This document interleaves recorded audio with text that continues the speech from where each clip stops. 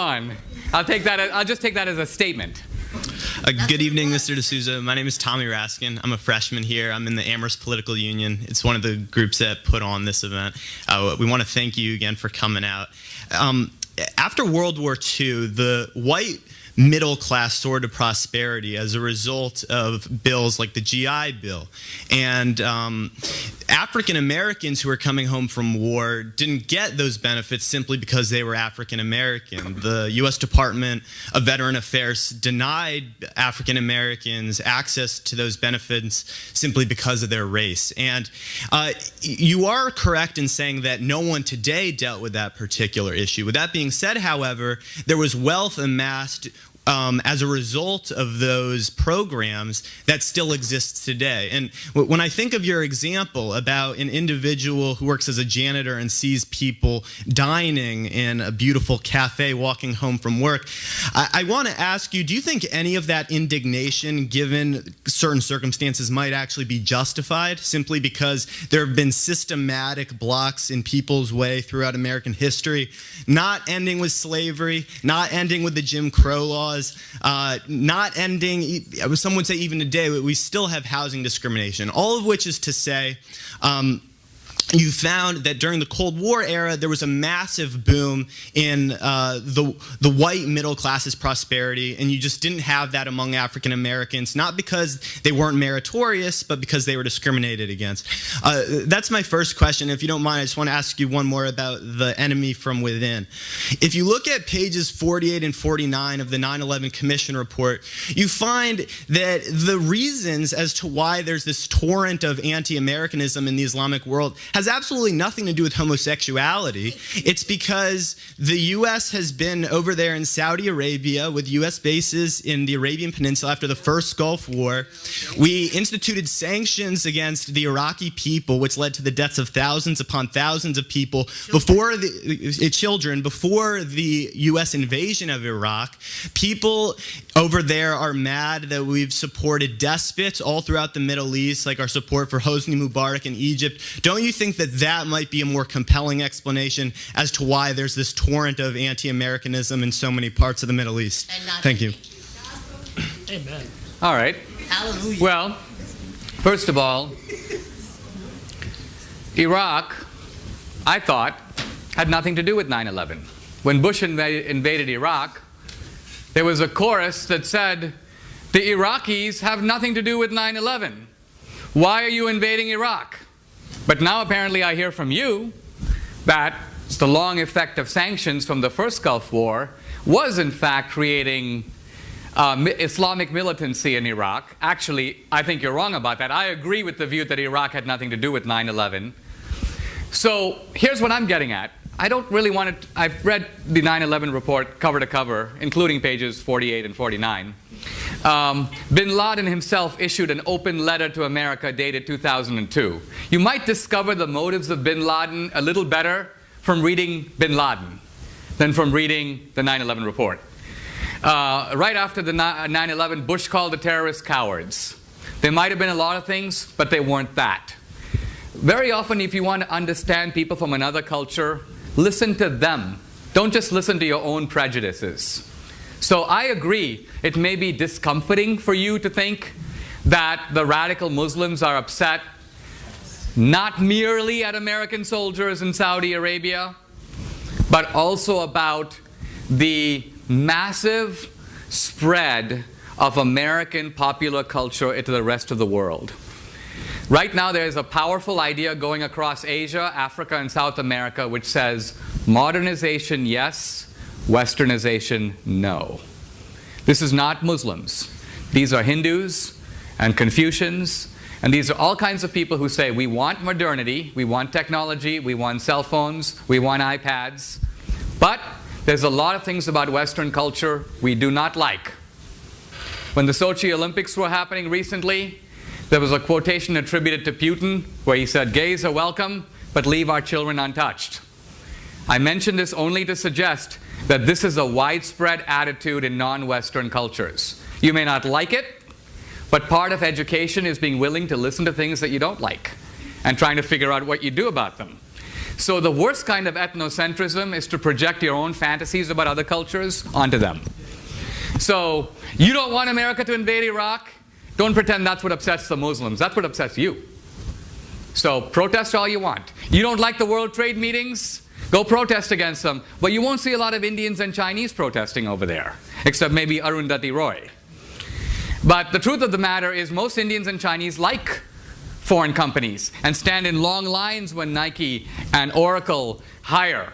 And the people from the Indian Institutes of Technology run to those companies to give them their resumes. So again, the prejudices of leftist Americans don't always correspond with the welfare of third world peoples. And that applies to Muslims as well. Now let me answer your other question, which was, remind me. Yeah, well, the first question. The first question. And I just want to say in response to the second one, I wasn't commenting about globalization from a corporate standpoint. I was talking very specifically about militaristic endeavors. With respect to the first, I was saying that after World War II, there were benefits available to white veterans that were not available to... Okay. You're talking about the present effects of past advantage, right? Correct. Okay. So, let me ask, you know, we're in a very smart college. It's worth pursuing a discussion on these points. So there are Americans whose present benefits are due to past advantage. By the way, this past advantage, which is often assumed to continue with the white man, actually goes all the way back to the beginning. The American Indians who were here first, right, had a huge advantage. We presume that they owned the whole country. Now, by the way, let's pause for a moment. How do you get to own a country? If you have Cain and Abel is a shepherd, and Cain is a farmer, and Cain says, okay, I'm not going to put a fence around the whole world. I own it, because I'm the only guy here. You're a shepherd. And my descendants will now inherit the earth, and anybody who shows up is a usurper. Rousseau says that the first guy who puts up a fence and claims he owns something is a con man. So the American Indians came. They happened to be first. They came in a bunch of tribes. The Navajos who got the land took it from the Hopi or the Pueblo. Their law of the jungle was conquest. That's how they got the land. There's a big fight about the Black Hills that I cover in the film. The Sioux who got the Black Hills took it from the Cheyenne. So when we say, oh, give us the land back, are you going to turn around and give it back to the Cheyenne? Oh, no. It's ours. Really? How come you own it forever now? So what I'm getting at here is history is very complicated. Let me give you the example of India so we can look at this at the level of theory. Okay? India was invaded by the British, and earlier by the Afghans and the Persians and the Mongols. So you have all these successive invasions, right? Are you actually saying that you believe in a rule of social justice today that says globally, let's look at this as a global rule of justice. I'm going to figure out whose ancestors did what to whom, and I'm going to return goods that were illicitly taken from the beginning to the people who had it originally. Do you believe that that's a viable way to organize our society? Do you believe, if I can ask you a direct question, that you are the beneficiary of white privilege here at Amherst? I yes do. Or no? Well, yeah, and Pause. Okay. If you are, can I ask you a further question? Okay, yeah, but I don't just say it in a I don't say it in a self-flagellating and self-aggrandizing way. Hold on. Okay, go on. You know what? I really try not to. I'm simply saying that because you asked me. Really, I view the recognition of one's privilege as an impetus to change things. So I don't just say I have white privilege. I try to help those who have not benefited from such privilege. How? Hold on. Let's pursue this for a moment. You say, this is actually very important because there's a psychology here, right? Well, you see, I'm going to answer your question, but I'm really not trying to attack you. I'm not trying to be provocative. I just find that often, I think the essence of much of this discourse surrounds hypocrisy, and you're trying to demonstrate that I'm a hypocrite. I say I benefit from white privilege, yet I don't actually do anything. But I'm gonna backpedal and say that ultimately I think what the greatest vice is cruelty, and I'm not gonna I don't want to be hypocritical. So to answer your question, I'll start in high school. I mean, do people want to hear this, or do we? Educated. Let them know. Look, let me say where I'm going with this, because I think you're... all right, well, too bad. all of which is to say, it's not like I picked anyone out to help based on the color of their skin, but I was a tutor for people who tended to be low income when I was in high school. I suppose that would be one direct answer to your question, because oftentimes disparate educational opportunities are grounded in disparate economic systems, or systems that produce disparate economic outcomes. So that's one way that I would combat it on an individual level. All right. Here's what I'm getting with this, okay?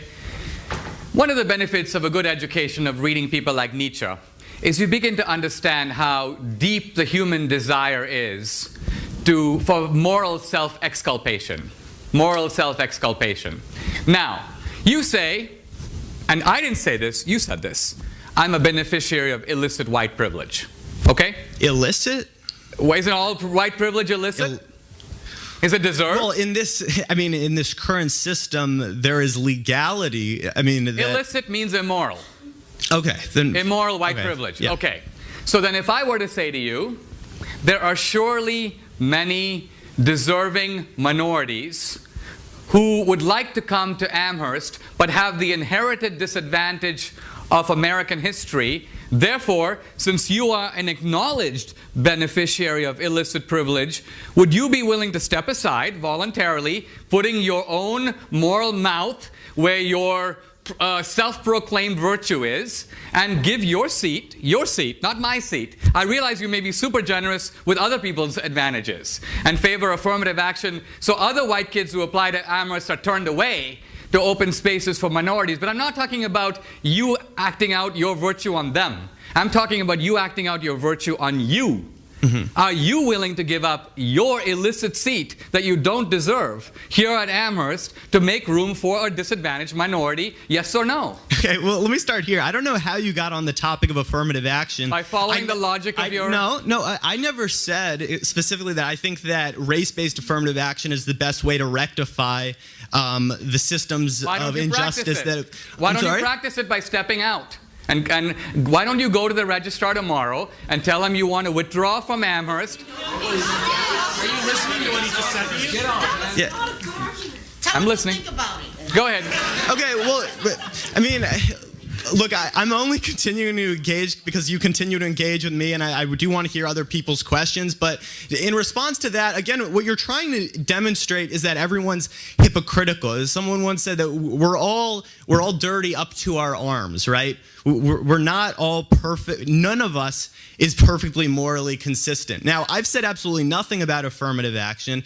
The fact is that I believe everyone in this room is hypocritical to some degree. But that doesn't mean that we shouldn't strive for a more just and equitable system entirely. There have been points in my life in which I have given up some of the privileges with which I have been endowed simply because I realized that it wasn't the right thing to do. At the same time, I think everyone needs to survive, and that we understand that we exist in an imperfect system, and that we have to conduct our business in such a way as to not only adhere to our moral standards, but to the standards imposed upon us by the system in which we live. And I think that we have to be generous to people in their efforts to not be hypocritical and to do their best. But I don't think that we should totally throw away the idea that we shouldn't have those standards at all.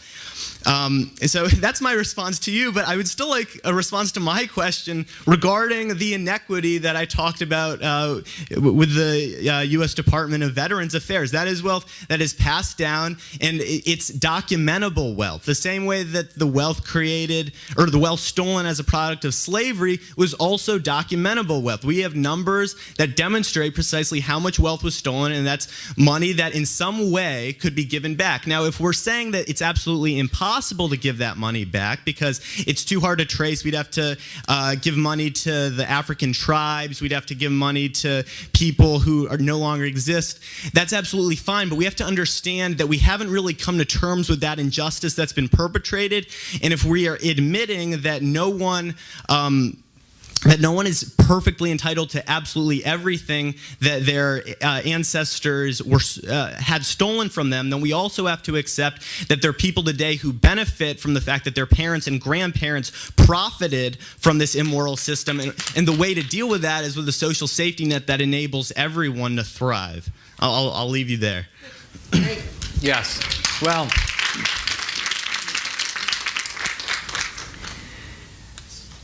the core of the American system, this will actually answers your question directly, is that what do we do about the conquest ethic of the past?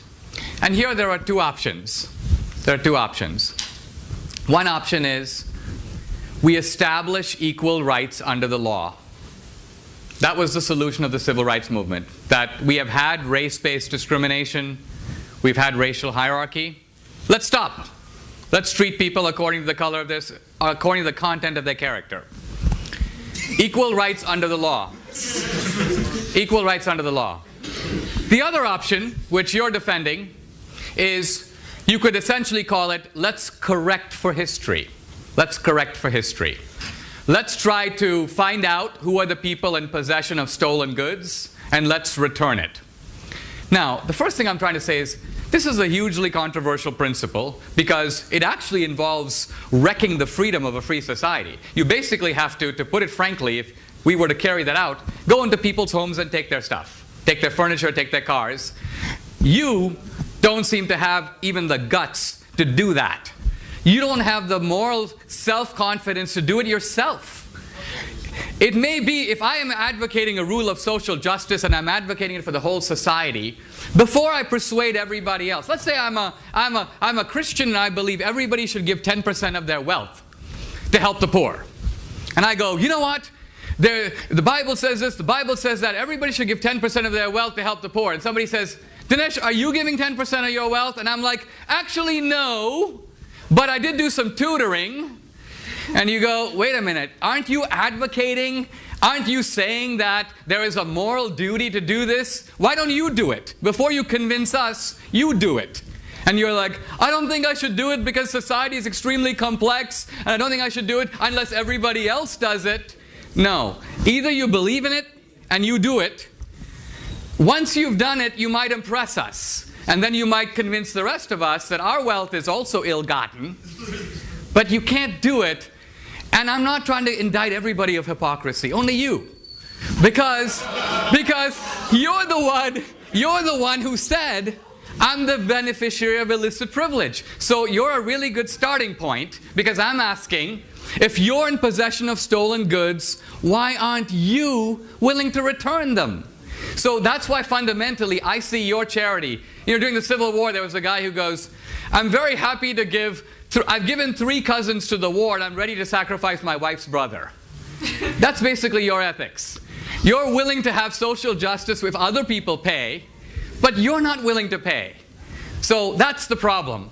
And that's the problem with the progressivism that marches behind social justice while protecting its own privileges. You know how you said, we all have to survive.